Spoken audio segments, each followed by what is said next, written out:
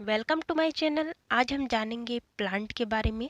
हम देखेंगे कि किसी भी प्लांट में कौन कौन से पार्ट्स पाए जाते हैं। वैसे तो आप जानते ही हैं कि कोई भी प्लांट हो उसमें रूट्स, पत्तियां, फूल, फल ये सब होते हैं। पर हम आज डिटेल से जानेंगे कि ये किस प्रकार पाए जाते हैं और उनका जो कार्य है, मेन फंक्शन है, वो किस प्रकार से होगा। सबसे पहले ये जान लीजिए कि जो प्लांट है वो बनता कैसे है।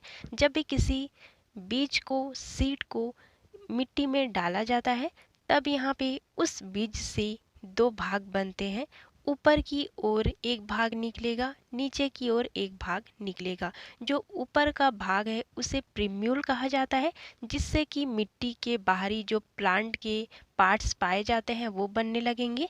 और जो नीचे वाला जो भाग बना था जिसे कहा जाता है रेडिकल, उससे मिट्टी के अंदर प्लांट का जो भाग पाया जाता है जो कि मेनली रूट कहलाता है, वो बनता है।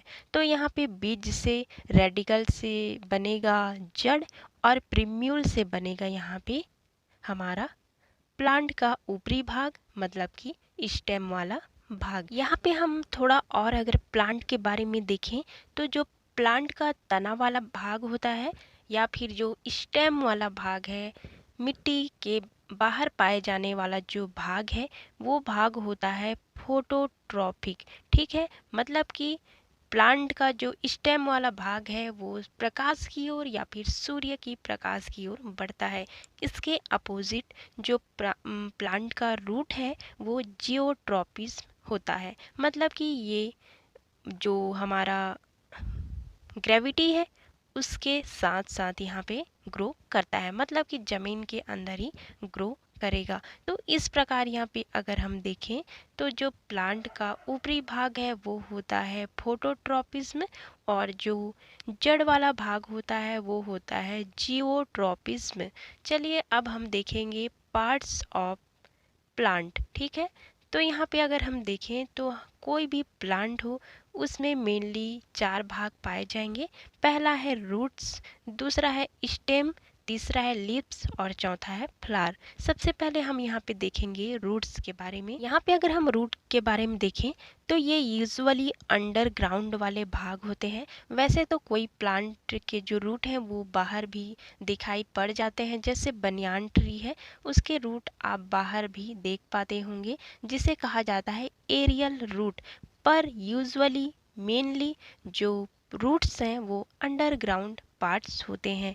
रूट की अगर फंक्शन की बात करें तो ये प्लांट को यहाँ पे स्ट्रेंथ देते हैं, सहारा प्रदान करते हैं, ताकि जो प्लांट है वो एक ही जगह में खड़े हो सके। साथ ही साथ ये वाटर मिनरल जो है वो एब्जॉर्ब करते हैं मिट्टी से, और ये इसे पौधे को देते हैं, जिसकी सहायता से जो प्लांट है वो भोजन या फिर फूड निर्मित करता है।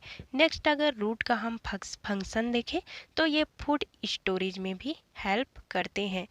यहाँ पे अगर आप देखेंगे तो गाजर, मूली, सलजम, ये सभी रूट्स होते हैं जो कि फूड स्टोर करते हुए मोटे हो जाते हैं, और यहाँ पे हम उसे खाने के तौर पे यूज़ करते हैं। यहाँ पे अगर रूट का जो स्ट्रक्चर है वो देखें तो ये लगभग स्टेम या फिर तना के समान ही होता है। ओल्डर जो रूट है उनमें यहाँ पे कैम्बियम पाया जाएगा, साथ ही साथ जाइलम और फ्लोयम जो है वो भी पाए जाते हैं। यहाँ पे जो जाइलम है वो रूट के द्वारा एब्जॉर्ब किया हुआ जो वाटर मिनरल है उसे पत्तियों तक पहुँचाता है, ताकि खाना या फिर फूड का निर्माण हो सके, और जो भोजन या फिर फूड बनता है उसे जो फ्लोयम है वो जड़ों तक पहुँचाता है। तो यहाँ पे रूट में जो जाइलम है, फ्लोयम है और कैम्बियम है वो पाए जाते हैं। अगर यहाँ पे एक्सटर्नल पार्ट को देखें तो रूट में, एक्सटर्नल पार्ट में रूट कैप पाया जाता है, जो कि यहाँ पे रूट को प्रोटेक्ट करता है। साथ ही साथ यहाँ पे रूट के टिप में मेरी स्टेम टिश्यू या फिर विभज्योतक टिश्यू या फिर कोशिका पाए जाते हैं, जो कि विभाजित होते रहते हैं कंटिन्यूअस, और यहाँ पे न्यू सेल यहाँ पे सप्लाई करते हैं, जिससे कि जो रूट है वो लगातार विकसित होता है, बढ़ता है और नीचे की ओर जाता जाता है। यहाँ पे रूट में रूट हेयर भी पाए जाते हैं, जो कि मॉइस्चर और जो मिनरल है वो मिट्टी से एब्जॉर्ब करते हैं। साथ ही साथ इसमें स्मॉल रूट भी पाए जाते हैं। मैंने रूट के बारे में वीडियो बनाया है, लिंक डिस्क्रिप्शन में है, डिटेल से आप उसके बारे में देख सकते हैं। चलिए अब हम यहाँ पे देखते हैं नेक्स्ट जो हमारा पार्ट होगा वो है स्टेम। सबसे पहले देखेंगे स्टेम का जो फंक्शन है वो क्या है। तो जो ये वाटर और मिनरल है, साथ ही साथ जो फूड है, उसके मूवमेंट या फिर सप्लाई के लिए स्टेम बहुत ही आवश्यक है। स्टेम की सहायता से ही जड़ों द्वारा जो एब्जॉर्ब किया हुआ वाटर और मिनरल है वो नीचे से ऊपर प्लांट के दूसरे भागों तक पहुंच पाते हैं। उसी प्रकार यहाँ पत्तियों में बनने वाला जो फूड है वो स्टेम की सहायता से निचले जो भाग हैं प्लांट के वहाँ तक पहुँच पाते हैं। यहाँ पे अगर हम देखें इनके और क्या फंक्शन हो सकते हैं, तो ये फोटोसिंथेसिस द्वारा कभी कभी फूड का भी निर्माण करते हैं। वैसे तो मेनली पत्तियाँ फूड प्रोडक्शन के लिए जानी जाती हैं, पर तने जो हैं वो भी फूड प्रोडक्शन के लिए यहाँ पे दिखाई पड़ सकते हैं। नेक्स्ट अगर यहाँ पे देखें तो फूड स्टोरेज, जो स्टेम है वो फूड स्टोरेज के लिए बहुत ही इम्पॉर्टेंट होते हैं।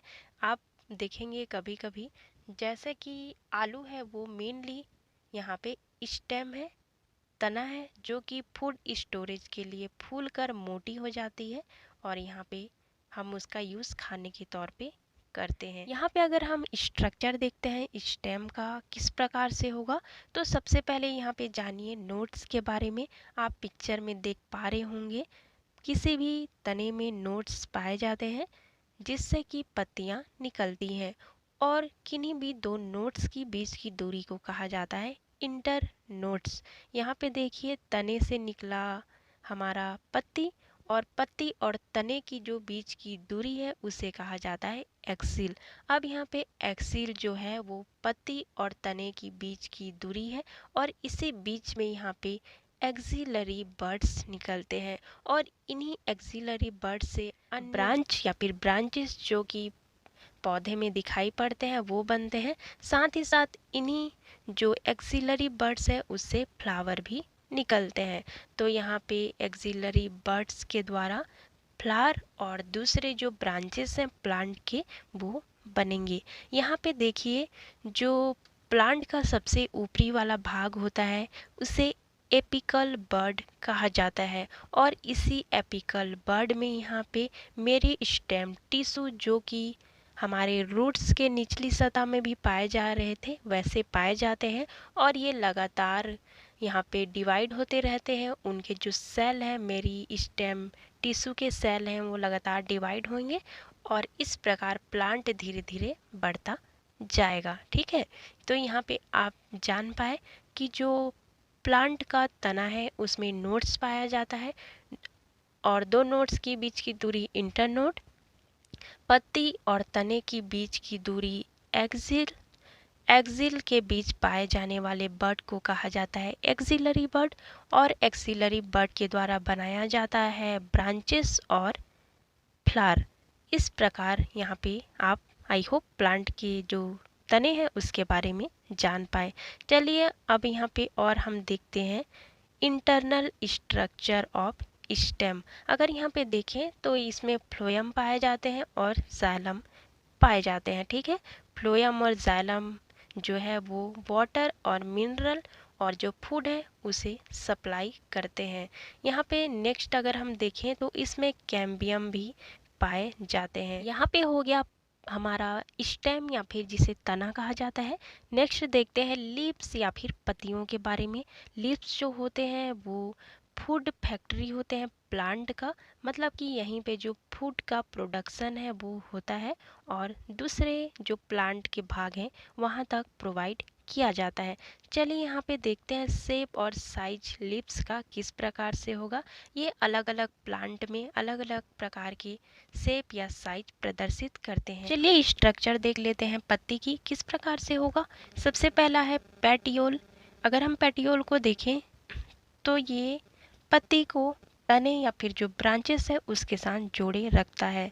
तो यहाँ पे तने से निकला हुआ एक पेटियोल होगा और उसी पेटियोल में जो पत्तियां हैं वो लगी हुई होती हैं।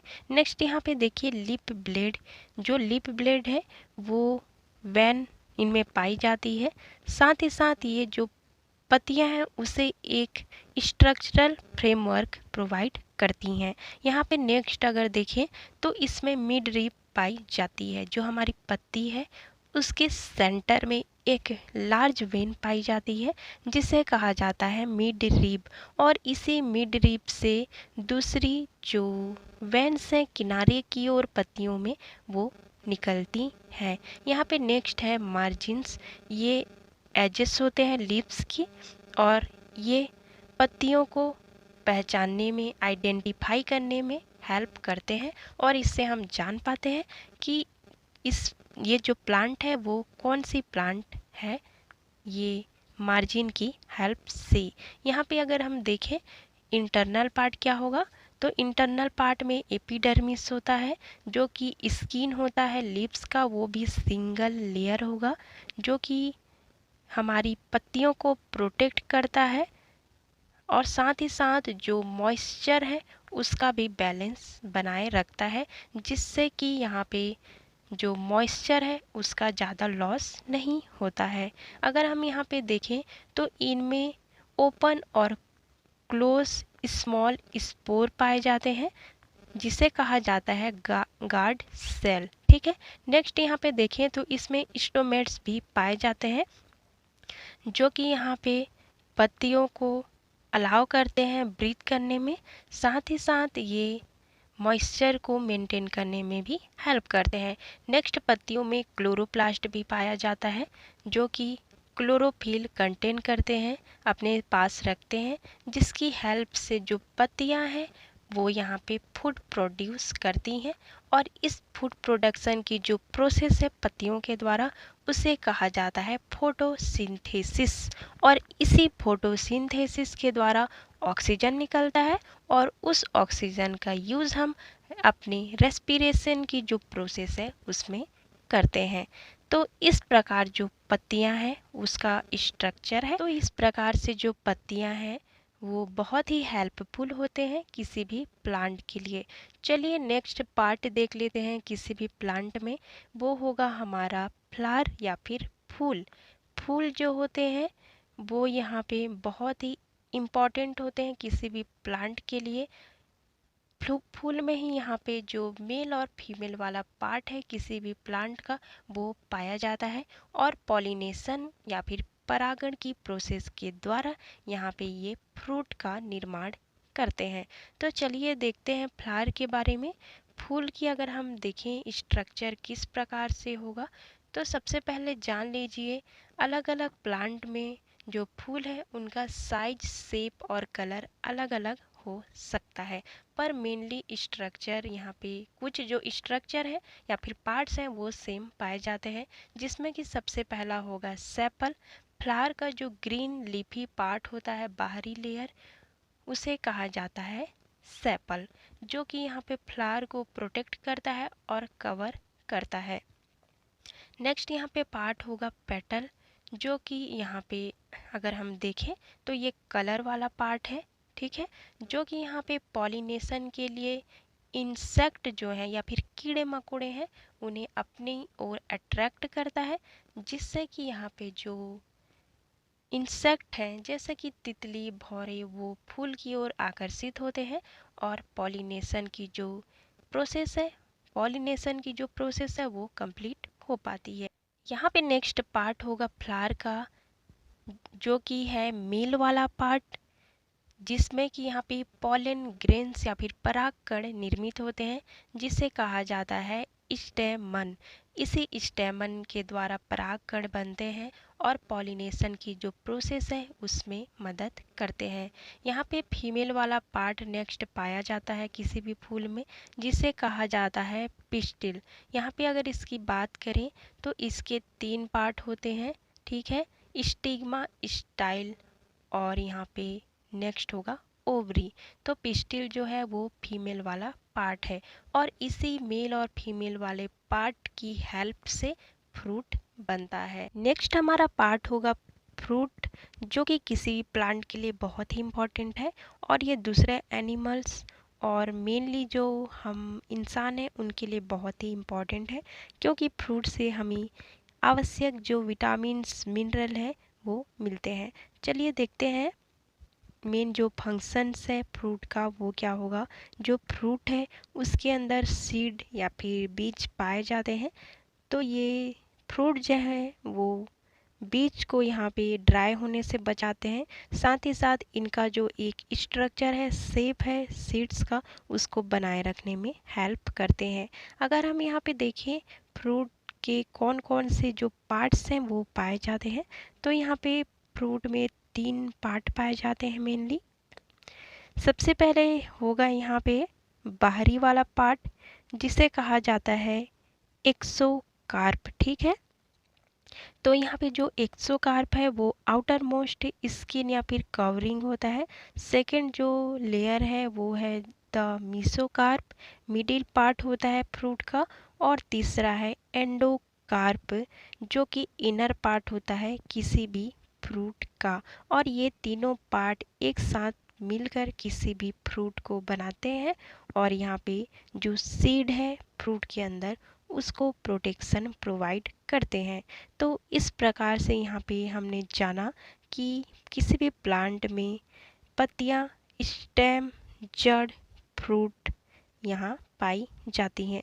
चलिए आज का हम क्वेश्चन जान लेते हैं इस वीडियो से रिलेटेड।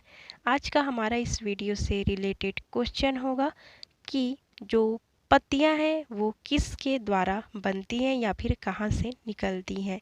तो इसके ऑप्शन होगा नोड, इंटरनोड, एक्सिल या फिर होगा रूट कैप। आपको आंसर कमेंट करके देने हैं और ज़रूर ही देने हैं। वीडियो अच्छा लगा तो like, subscribe, bell icon press कीजिए। Thank you so much for watching.